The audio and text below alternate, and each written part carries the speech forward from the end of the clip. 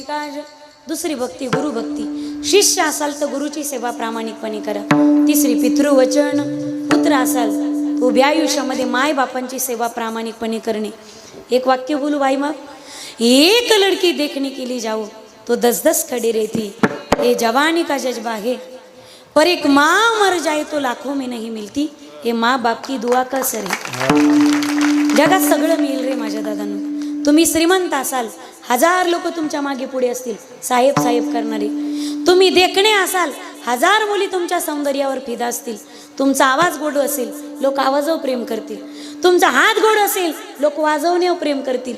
तुम्ही गोड बोलत असाल, लोक तुमच्या शब्दावर प्रेम करतील। पण काहीच येत नसेल अशा मतिमंद आणि पांगळ्या लेकरावर सुद्धा निस्वार्थ प्रेम करणारं जगाच्या पाठीवरचं एकमेव व्यक्तिमत्व ते म्हणजे आईचं अंतःकरण। ज्यावेळी विंचविणीच्या अंड्यातून पिले बाहेर येतात, पिलांना प्रचंड भूक लागते, पिले आईच्या जवळ येतात। तिला देवाने स्तनच दिलेलं नाही, तिला स्तनपान करता येत नाही। पिले जवळ येतात, आई अंग चोरून धरते, पिले आईच्या अंगावर चढतात। कोणाचे? नांगी मारल्याशिवाय राहत नाही, ठणका कसा आहे त्याचा। पण काय पांडुरंगाची किमया आहे, त्याने माकडा खोपडांमध्ये, चिलटा डासांमध्ये, मच्छरांमध्ये, विषारी कीटकांमध्ये मातृत्व असं ठासून भरले। ज्यावेळी पिले अंगावर चढतात, माय अंगून चोरून धरते, अंग हलवत नाही। पिले लचके तोडतात, लचके तोडतात, लचके तोडतात।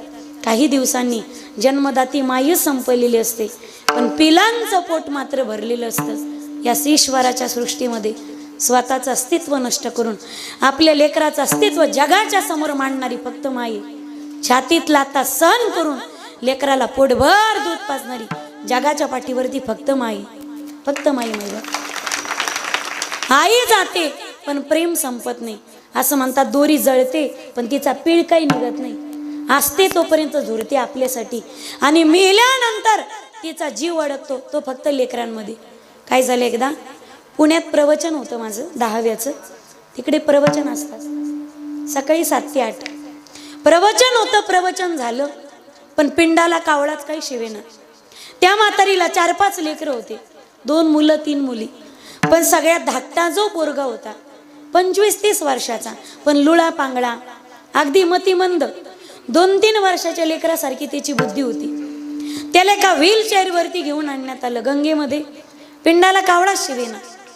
त्याला व्हीलचेअरमध्ये चाकाच्या खुर्चीवरती घेऊन आले, गुडघ्यापर्यंत पॅन्ट त्याची, बरमुडा टी शर्ट घातलेला,